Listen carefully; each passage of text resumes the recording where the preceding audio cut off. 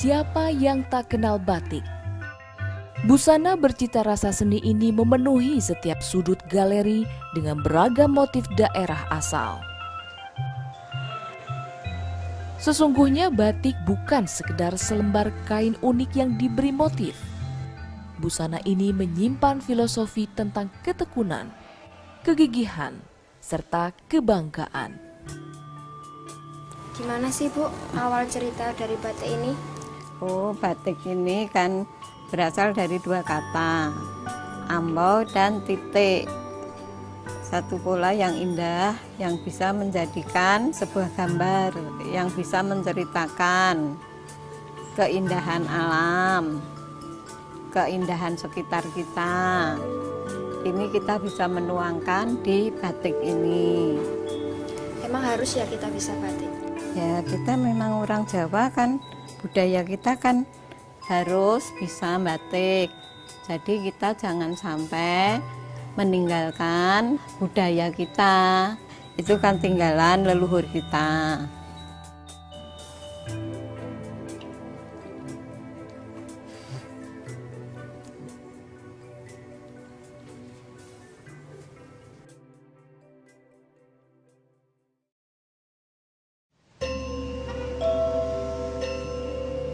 Sejarah batik di Indonesia begitu panjang.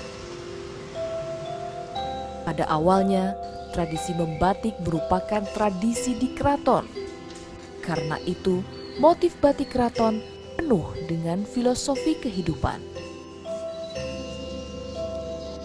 Dari keraton, busana adiluhung itu pun melebar ke lingkungan sekitar atau keluarga ningrat.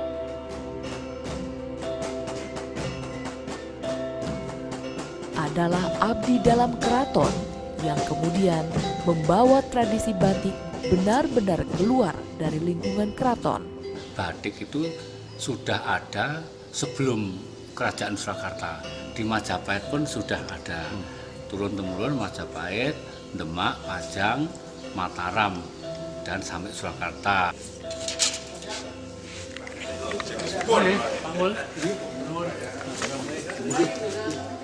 Zaman Panembahan Senopati, Sutowijoyo itu membuat semacam corak batik yang namanya Parangkusumo. Parangkusumo itu coraknya miring gitu. Nah itu juga ada falsafahnya. Dan itu memang dipakai khusus untuk keluarga raja. Jadi tidak sembarang. Jadi raja, putra putri raja atau bangsawan yang kelas tinggi itu yang corak parang.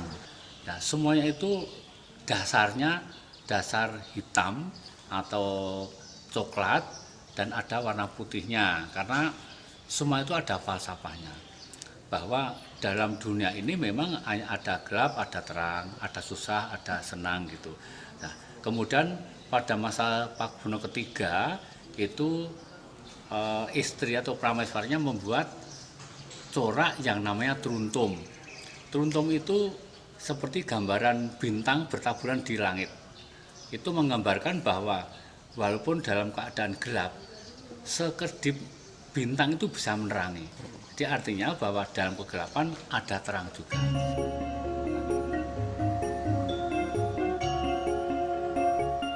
Di Kampung Laweyan Solo, tradisi membatik diajarkan secara turun-temurun. Tidak ada latihan formal agar seseorang bisa membatik. Di kampung inilah muncul motif batik yang sangat berbeda dengan motif batik keraton. Kalau di Laweyan sendiri sebetulnya tradisi batik itu sudah ada sejak zaman Ki Ageng Henis.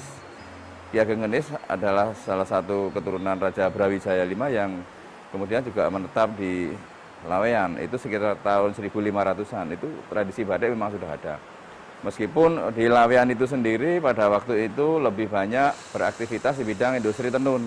Karena pada waktu itu di sekitar Kerajaan Pajang, di Laweyan ini banyak hutan kapas. Setelah itu batik juga berkembang. Tapi akhirnya sesuai dengan perkembangan zaman, motif-motif itu banyak yang keluar dari keraton. Akhirnya banyak berkembang di masyarakat. Khususnya kalau di Laweyan ini muncul motif yang kita namai motif Sodagaran. motif saudaгаran itu motif yang banyak dimunculkan oleh saudagar batik di Laweyan, yaitu yang berasal dari motif-motif tradisi sebelumnya yang ada di keraton yang dimodifikasi dalam bentuk yang lebih, tanda petik, lebih modern atau lebih kontemporer lagi. Sehingga muncul motif-motif parang yang dengan kombinasi yang beraneka macam warna, juga beraneka macam ragam hiasannya. Pembuatan batik tulis melalui beberapa tahapan, yaitu pewarnaan, pemberian malam atau lilin pada kain, serta pelepasan lilin dari kain.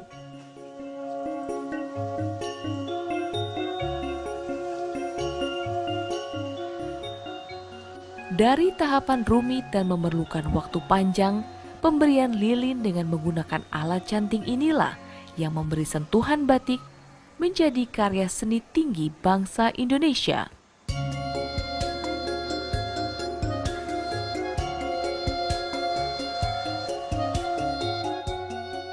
Seiring dengan perkembangan zaman, pembuatan batik tidak terbatas sebagai usaha rumahan, melainkan diproduksi secara massal.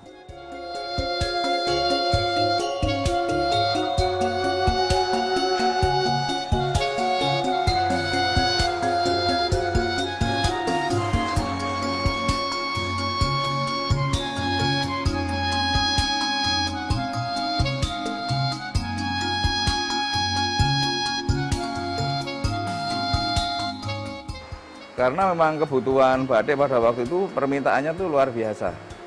Sehingga memang untuk produksinya itu dibutuhkan suatu kecepatan yang dalam rangka memenuhi tuntutan konsumen. Maka dibuatlah cap yang terbuat dari tembaga. Dan Laweyan termasuk salah satu kawasan pelopor munculnya batik cap. Dan cap-cap batik yang berasal dari Laweyan bisa dikatakan termasuk yang sekarang banyak dicari orang, karena disinilah mutu atau kualitas capnya batiknya dengan tembaga yang luar biasa bagusnya.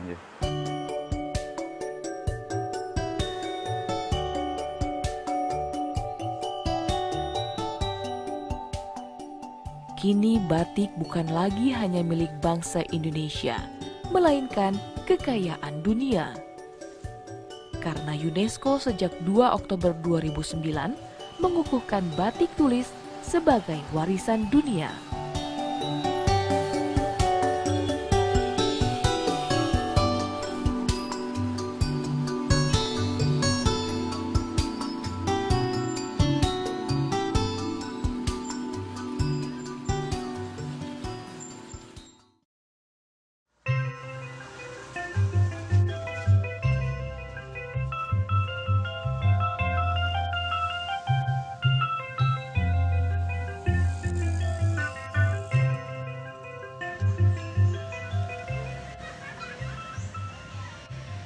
Di negeri ini, batik Pekalongan punya sejarah panjang.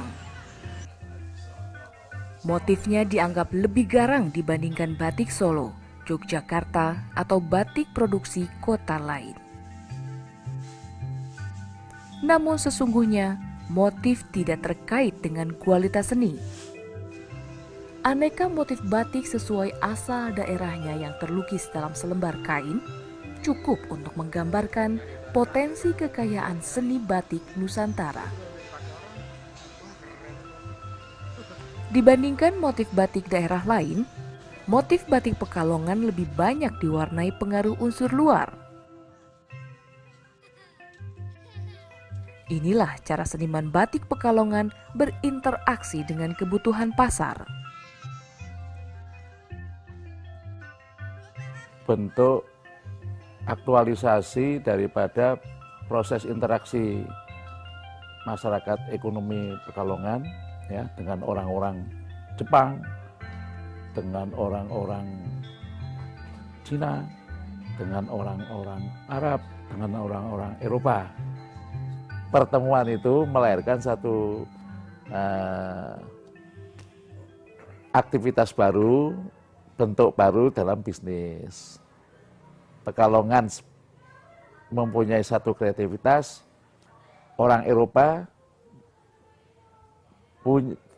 punya material yang berupa kain, ya, termasuk orang Cina ya, yang punya material dan kemampuan berdagang. Itu terbentuklah aktualisasi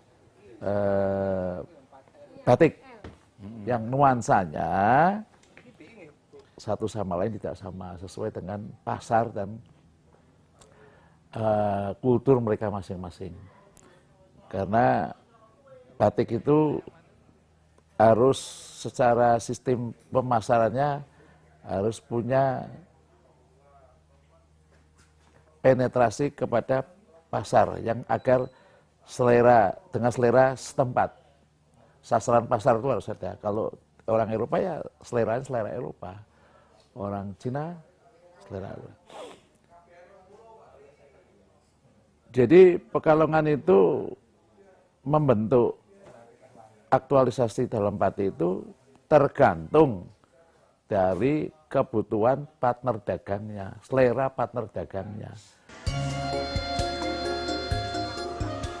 Ketika batik masih dibuat satu persatu dan memerlukan proses panjang, pembatik Pekalongan mempelopori batik dibuat secara massal dengan menggunakan teknik cetak. Ketika teknologi printing menguasai pasar itu, betul-betul membelalakan para pembatik yang sangat luar biasa kemampuannya untuk menciptakan batik dalam jumlah skala besar, ya, dalam kekuatan dan warna yang luar biasa seperti batik tradisional, sehingga betul-betul pembeli pada umumnya tuh tidak memperdulikan lagi. Fakta yang saya lihat itu memang batik itu sangat disukai oleh orang Indonesia. Pekalongan adalah muara seni batik. Segala motif dan teknik membatik bertemu di kota ini semata-mata untuk kepentingan bisnis. Pekalongan adalah romantika masa lampau yang menyusup ke kehidupan terkini.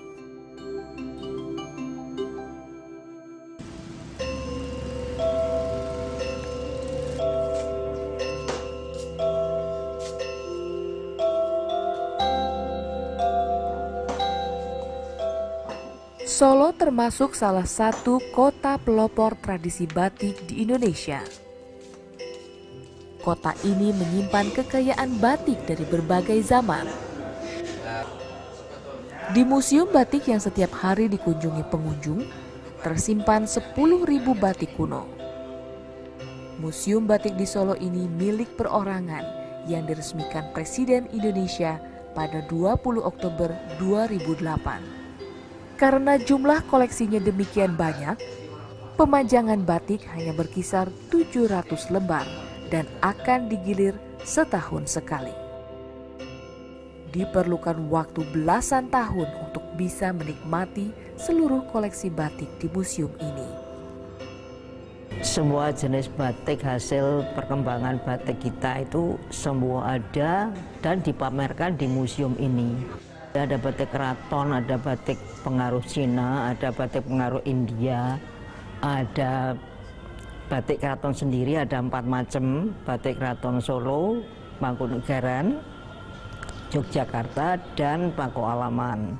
Lalu batik pengaruh keraton itu ada Madura, Banjar, Banyumas, lalu di Cirebon juga, tapi Cirebon juga masuk batik keraton salah satunya. Lalu batik petani, batik Sudagaran. Kristen bentar lagi, berarti kan ada sesuatu lah, mungkin sesuatunya itu. Lalu saya takut, penakut saya. Jogja,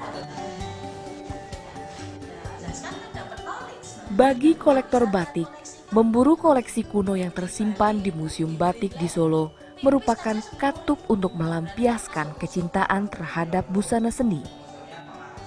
Ada kepuasan jika berhasil memegang, apalagi bisa mengenakan batik kuno. Kalau kolektor itu biasanya ya mencintai dari segala aspek batik, semuanya, ya prosesnya, ya desainnya, ya arti filosofinya, semuanya. Lalu dia mengkoleksi itu, biasanya begitu. Sebagai warisan dunia, batik Indonesia mempunyai sejarah dan budaya. dari kerajinan tradisional yang diturunkan ke generasi berikutnya dengan budaya industri. Kecintaan gadis belia ini terhadap batik semakin menegaskan bahwa batik merupakan simbol kebanggaan masyarakat Indonesia.